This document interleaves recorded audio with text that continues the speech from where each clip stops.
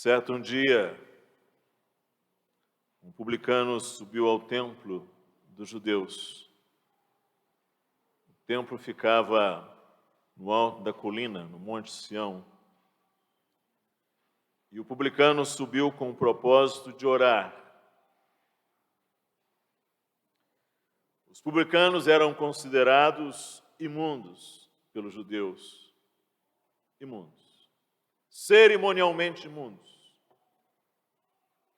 Porque geralmente tinham pecados públicos. Pecados conhecidos publicamente. E o publicano subiu ao templo para orar. Os judeus só tinham um templo. Tinham casas locais chamadas sinagogas, mas templo era um só. E isso era muito importante, que fosse um só. Ele subiu ao templo à hora da oração. E a hora da oração era a hora do sacrifício. E ali no templo, enquanto o sacrifício era feito, e o incenso era queimado, o publicano, estando em pé,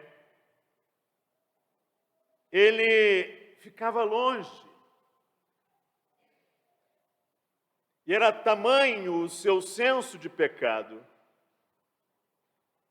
que ele não ousava nem ainda levantar os olhos aos céus.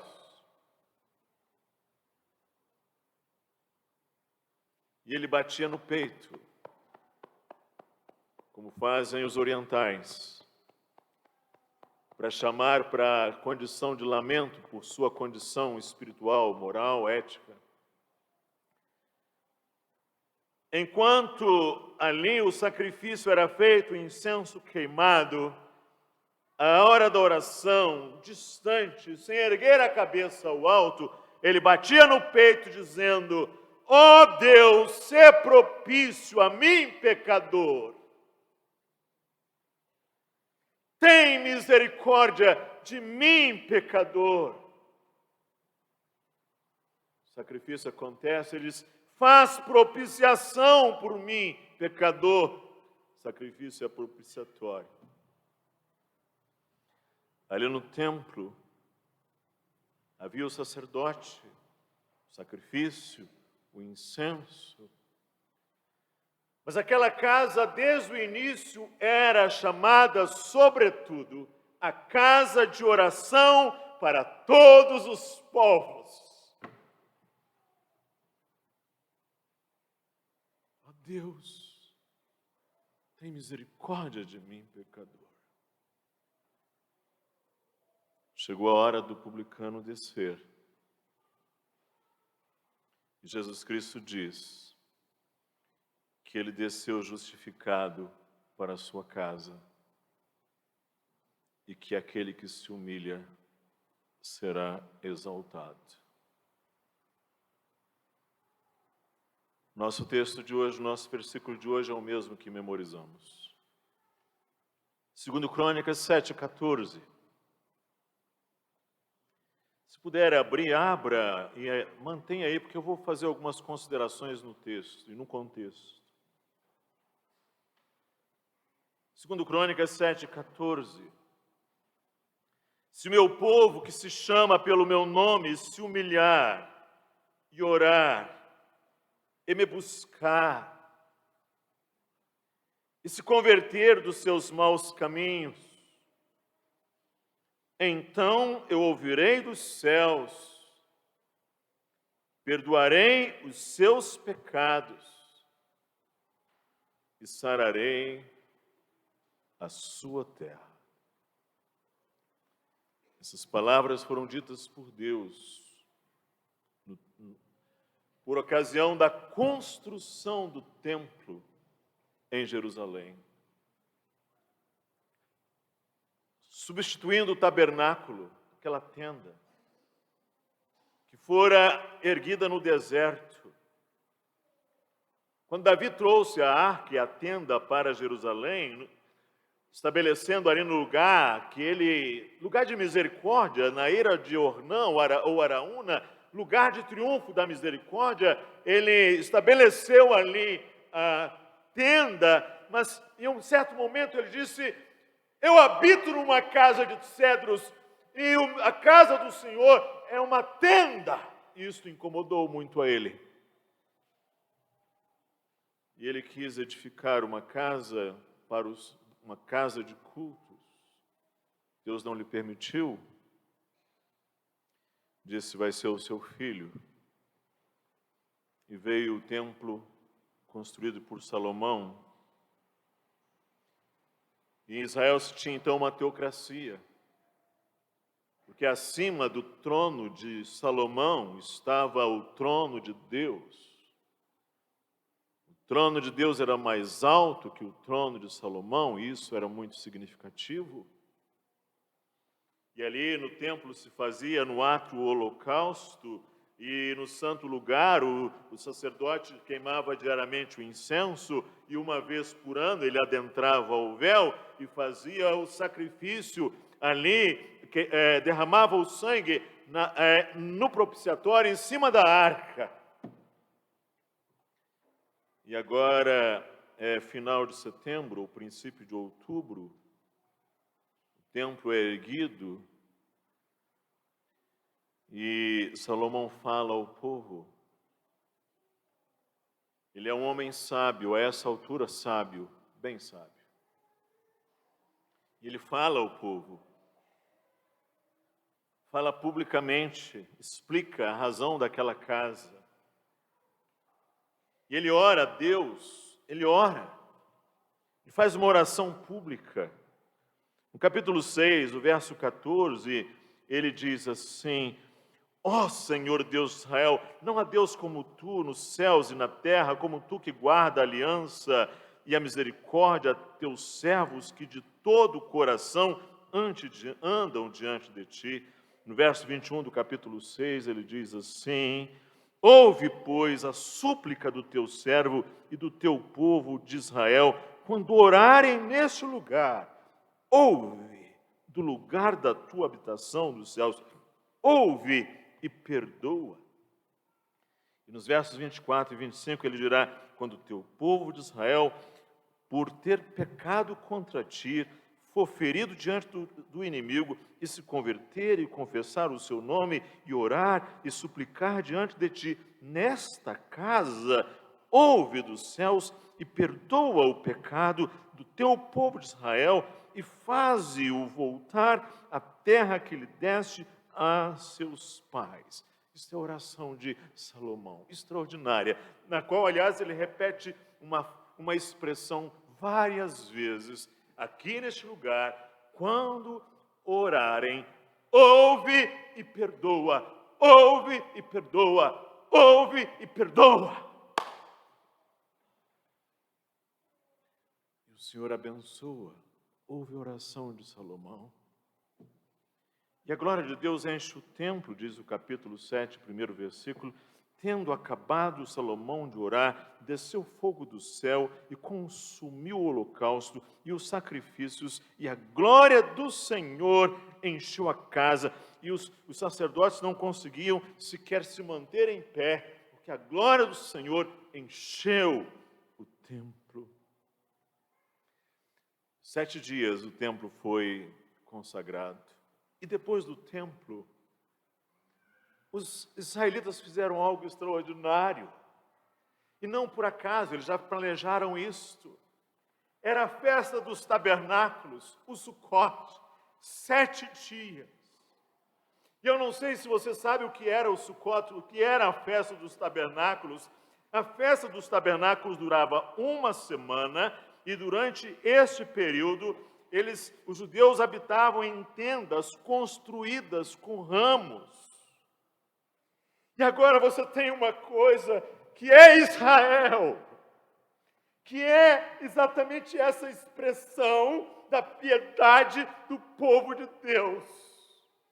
O Senhor tem uma casa, ou seja, há um edifício majestoso, Há um edifício erguido, onde o Senhor aprovou e encheu a glória do templo, e o judeu, com o homem, mulher e suas famílias, foram para as tendas,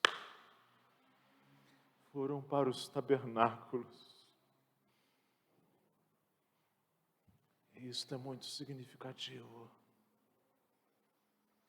E eles habitaram ali, como diz o livro de Levítico, cortando os ramos das árvores formosas, os ramos de palmeiras, os ramos de árvores frondosas e salgueiros de ribeiras, e por 7 dias, habitando em tendas, eles se alegraram perante o Senhor. E agora já não se tem mais aquilo que tanto incomodou Davi. Eu habito numa casa de cedros e a casa do Senhor é uma tenda. Não, é o contrário. Israel tem um Deus que tem uma casa e nós habitamos em tendas. Foi assim a consagração da casa. Casa monumental.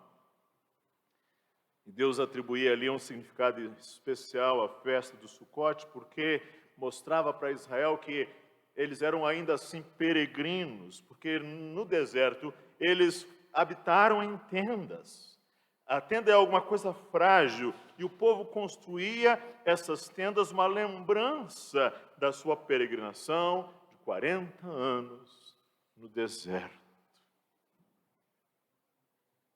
É quando Deus ratifica, então, depois que a glória enche, Salomão ora, os termos da aliança. E aí no verso 13, o Senhor diz a Salomão assim: eu ouvi a tua oração. Aliás, no verso 12, eu ouvi a tua oração. E escolhi para mim este lugar, para a casa do sacrifício, se eu cerrar os céus, de modo que não haja chuva, ou se ordenar os gafanhotos que consumam a terra, ou se enviar a peste entre o meu povo. E aí você olha, puxa, Deus faz juízo, né? Deixa eu fazer uma perguntinha a você.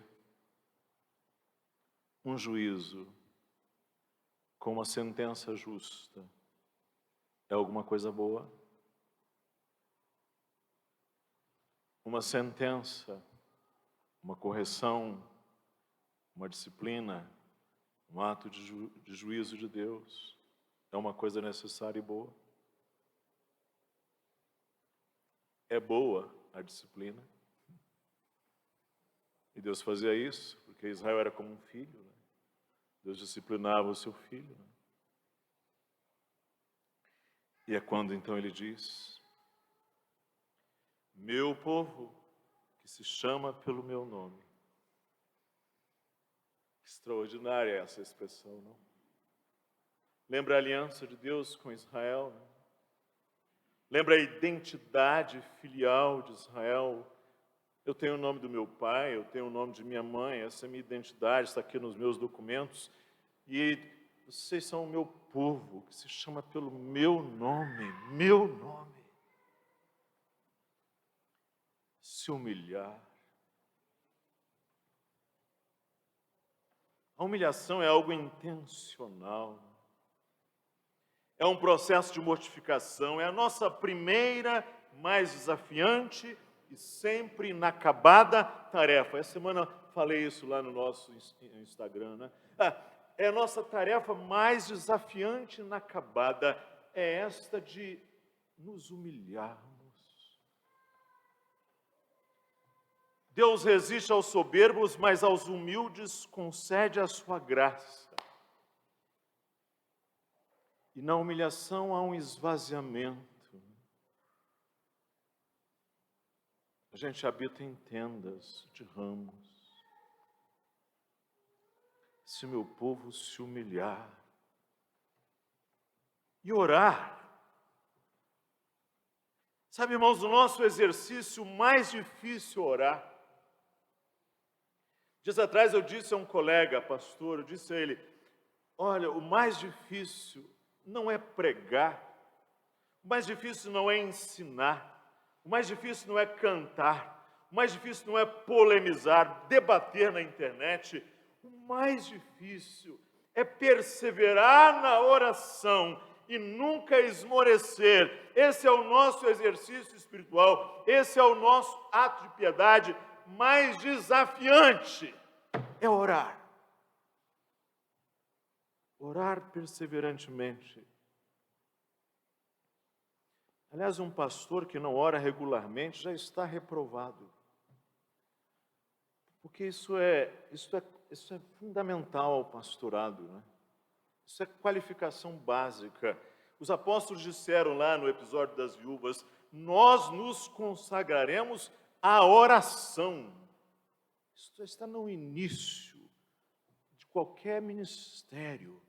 Tem que ser alguém que ore, perseverante, constante, rotineiramente. Não esmoreça, para usar a linguagem de Jesus Cristo. Orar. E me buscar. A outra versão diz, eu gosto muito também da outra versão, e buscar a minha face. Buscar-me-eis e me achareis quando me buscardes de todo o coração. E essa é uma linguagem, buscar a face ou me buscar, é uma linguagem, buscar a face de Deus é um processo de busca em santificação. E quando o salmista, ou quando a Escritura usa me buscar, está dizendo para nós buscarmos a santidade de Deus, a saber, sem santificação ninguém verá o Senhor, ou seja, buscar o Senhor. Na sexta bem-aventurança, o Senhor Jesus disse assim, bem-aventurados os limpos de coração, porque eles verão a Deus. Me buscar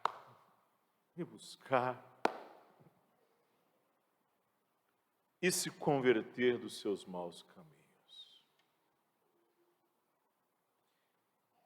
Quando a gente usa essa expressão, se converter, a gente está falando de 4 coisas.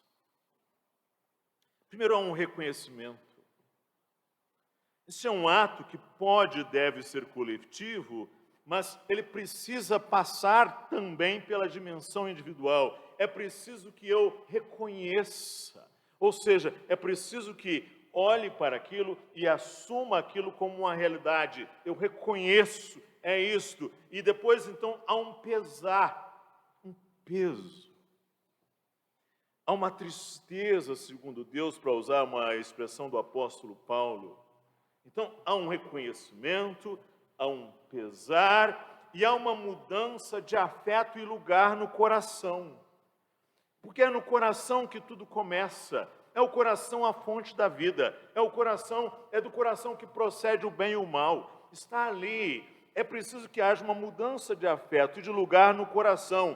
O que aconteceu com o pródigo, não é? O filho, quando ele olhou o seu estado junto aos porcos, no coração dele houve uma mudança de afeto, de disposição e de lugar. Ele estava ali, mas o coração dele já não estava mais ali, não é isso? É como alguém que está no lugar que sabe, eu não deveria estar aqui. Então, a conversão implica nessa mudança de afeto e de lugar.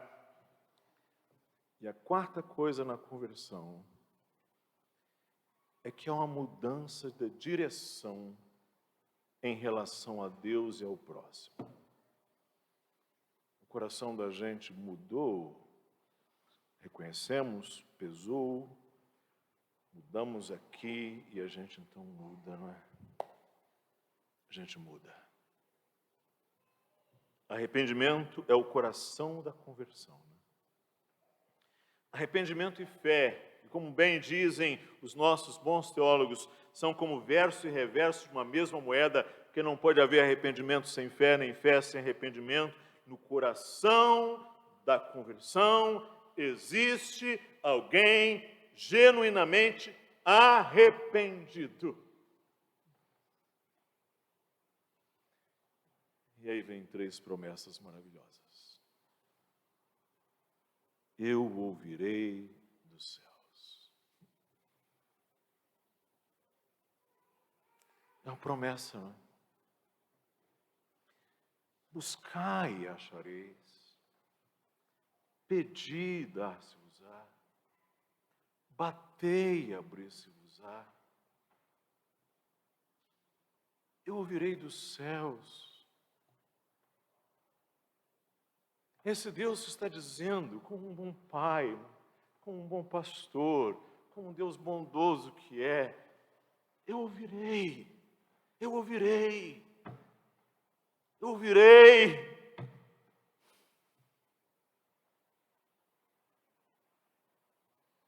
E mais, perdoarei os seus pecados. Perdoarei. Não é esse Deus indisposto, rancoroso, é esse Deus absoluto, como se fosse o nosso inimigo. Ele é um Deus que está em busca de quem o busque, de quem o clame por Ele, de quem se arrepende, que como o publicano diz, ó Deus, se misericordioso a mim, pecador. Ele está em busca disto. E ele diz, eu ouvirei e perdoarei os seus pecados. Nada mais pesará. Não haverá mais acusação. Não haverá mais condenação. As coisas entre nós estarão restauradas. Os caminhos estarão desimpedidos. Porque o perdão é esse encontro de 2 lados. Não é? Esse perdão é esse encontro de 2 lados em que já não há mais peso, a liberdade, não há mais acusação, não há mais lembranças. Não lembrança no sentido cognitivo, meramente mnemônico da palavra, mas lembrança no sentido de que já não pesa, já não há mais fardo. Já não há mais condenação. E ele diz assim, que ele será um médico. Sararei a sua terra. Um médico cura, né? Deus cura o seu povo. Ele é o Deus que cura as nossas enfermidades. Sararei a sua terra. Se você ainda tem alguma enfermidade que Ele não curou, é porque você ainda não chegou lá no final da sua trajetória. Mas vai chegar um dia em que vai curar tudo. É que você ainda está do lado de cá, né? Do Éden. Mas todas as enfermidades e dores e chagas Ele curará plenamente. Mas mesmo hoje, Ele já restaura. Ele já cura, né? Ele diz, sararei a sua terra. É interessante isso, porque a terra aqui é no sentido do nosso habitat humano e natural, que vai se tornando cheio de chagas por causa do pecado. O que o pecado faz, irmãos? Vai tornando cheio de chagas a nossa vivência, o nosso habitat, a nossa presença nesse mundo, vai adoecendo, enfermando a nossa realidade nesse mundo. O pecado faz isso, não é verdade? Faz isso na nossa família, faz isso na nossa vida, faz isso na igreja, faz isso na sociedade, faz isso na escola. O pecado faz isso, vai enfermando as coisas. O pecado vai enfermando a nossa vida, as nossas instituições, a nossa família, a nossa igreja, a nossa escola, a nossa justiça, os nossos poderes. Mas Israel era uma nação pactuada. Israel tinha um Deus. Israel era um povo da aliança. Um Deus que se lembrava da aliança. Um Deus que não tinha Alzheimer. Um Deus que se lembrava. Israel esquecia, mas Deus não. E o Senhor, uma vez que Israel viesse e se arrependesse, o Senhor curava, restaurava.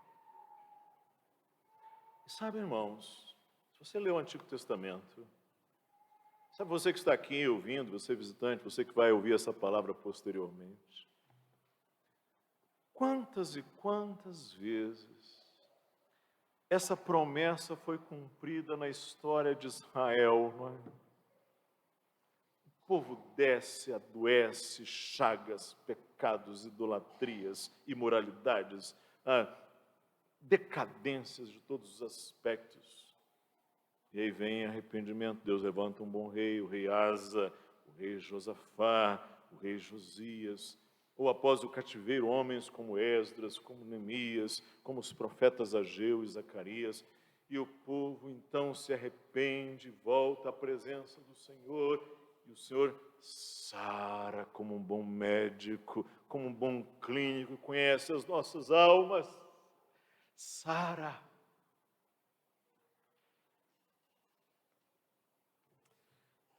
Deus tem se mantido fiel na aliança, irmãos.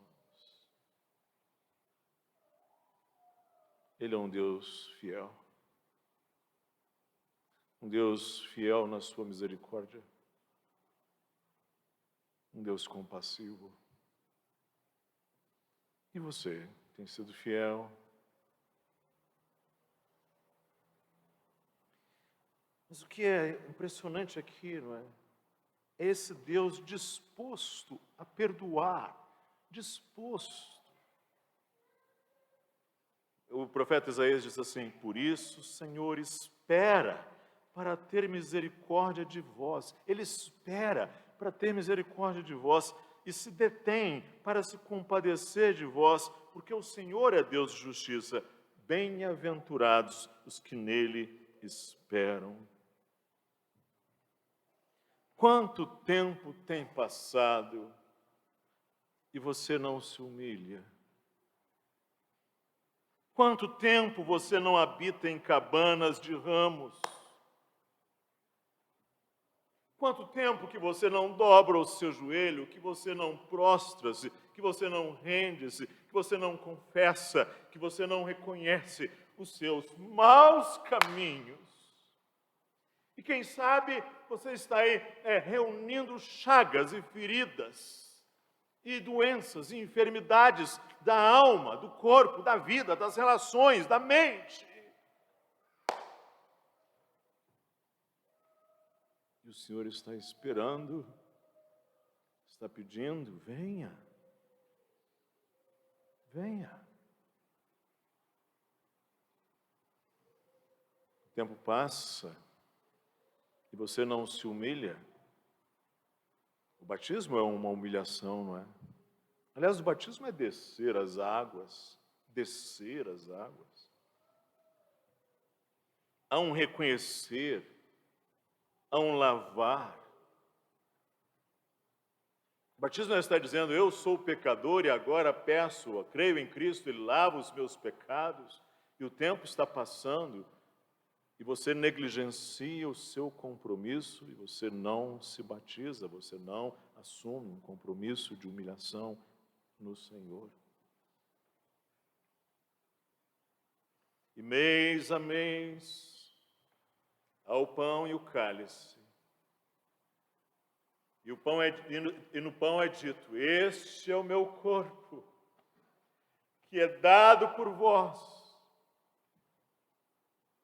E ao cálice: este é o cálice da nova aliança no meu sangue. Fazei isto todas as vezes que o beberdes, em memória de mim. E vai mês, e você despreza o corpo e rejeita o sangue. Está na hora de você humilhar-se.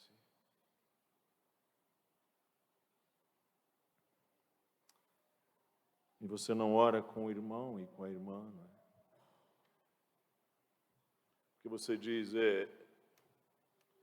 ele é muito falso. Ele é muito hipócrita. Ele não é tão bom quanto eu. Ele não tem a mesma justiça que eu tenho. Eu sou muito melhor que ele para orar com ele.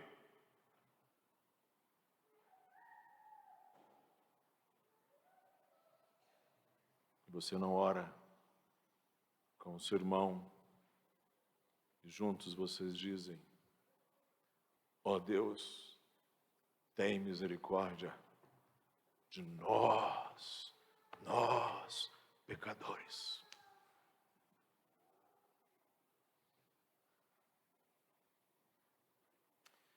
Ou talvez você seja uma pessoa que esteja sempre fazendo prevalecer os seus direitos. Talvez você seja uma pessoa sem qualquer ternura, sem qualquer mansidão. Aquela palavra dura, ferina. Às vezes você está certo, mas você talvez esteja certo, mas não sabe estar certo. Aquela palavra dura, sempre.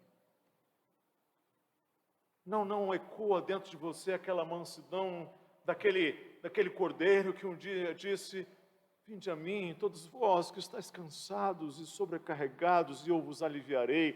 Tomai sobre vós o meu jugo, aprendei de mim, que sou manso e humilde de coração.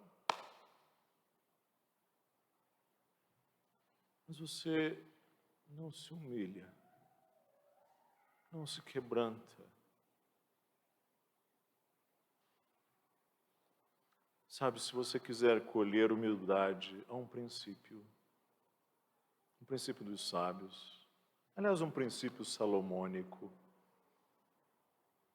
Se você quiser colher humildade, está na hora de começar a semear humildade.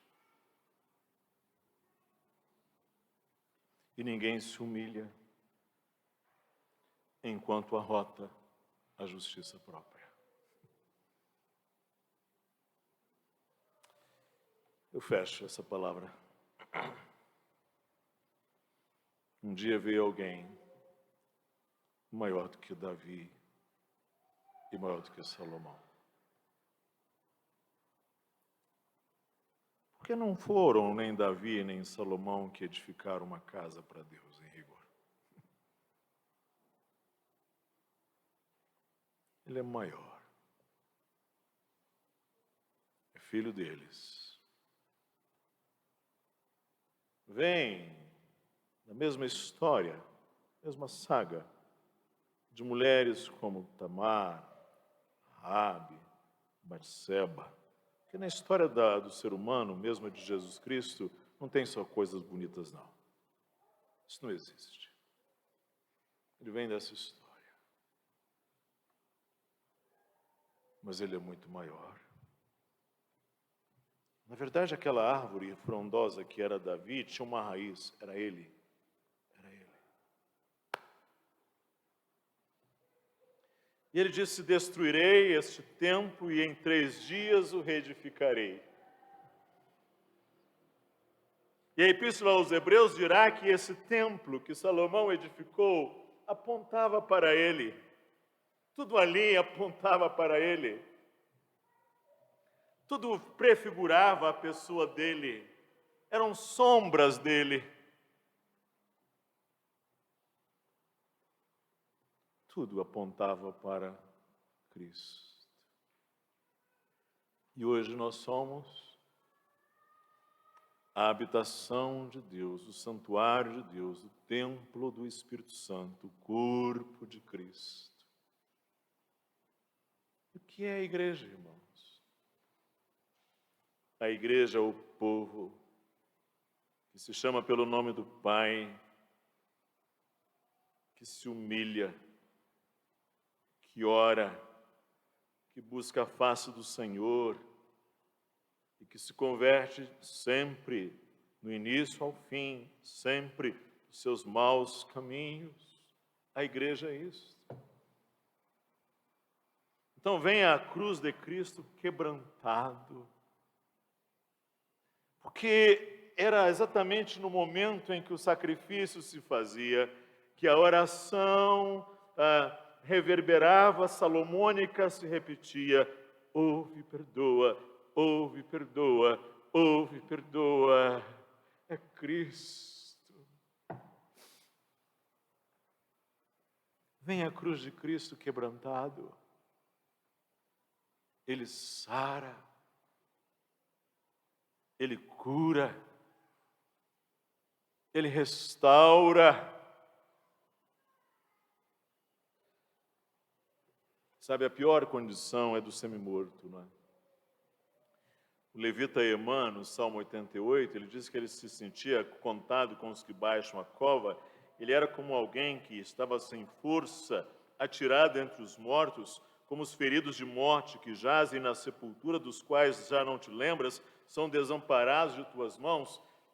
É assim que ele se sentia. A gente vai ver esse salmo futuramente, mas ali ele está dizendo que é como se ele estivesse num campo de batalha, ele estivesse lutando, só que ele foi ferido, mas ele não morreu totalmente, mas ele está ferido, ele está sangrando, ele vai morrer, e alguém pegou o corpo dele e jogou ali no meio dos mortos, atirado ao monte de mortos, e a batalha continua, ele está ali como se estivesse semi-morto, naquelas condições, atirado entre os mortos como feridos de morte que jazem na sepultura. Mas isso me fez lembrar o samaritano. Lembram-se?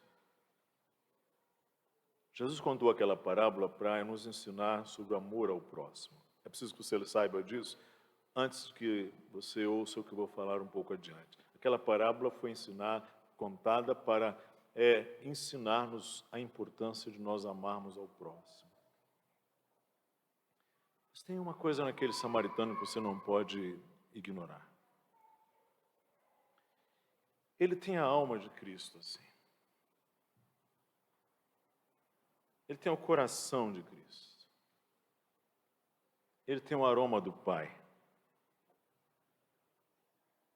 E descia o homem de Jerusalém para Jericó. E esse é um mundo cruel. Vieram salteadores, tudo lhe roubaram. Roubaram tudo. E lhe causaram muitos ferimentos. Como o ser humano às vezes consegue ser pior do que os animais, depois que eles roubaram tudo, causaram muitos ferimentos, e os salteadores se retiraram. É típico, né? O mal faz isso, né? Ele causa danos e ele abandona. Né? E eles deixaram o homem semi-morto, o judeu semi-morto. Aí vem o samaritano. E é extraordinário a extraordinária linguagem que Jesus usa. É maravilhosa. Jesus disse: passou-lhe perto. Em vez de cortar caminho, chega perto. Olha. Vendo.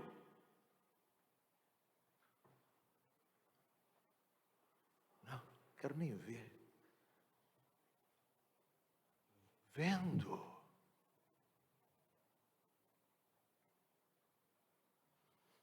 Olhou os ferimentos.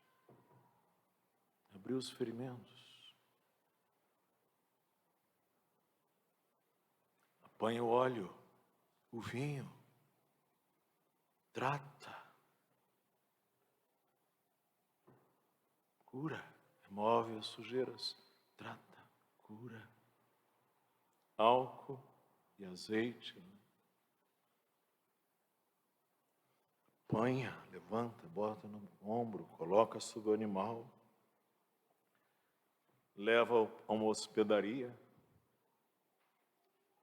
E Jesus diz ainda: e cuida dele.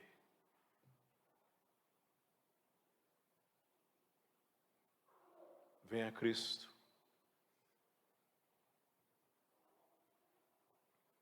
Ele tem um coração humilde e manso. Ele é compassivo. Ele chega perto. Ele se reclina. Ele ouve. Ele perdoa os pecados. Ele trata os ferimentos. Ele aplica óleo e vinho. Ele cura a sua alma. Ele trata da gente.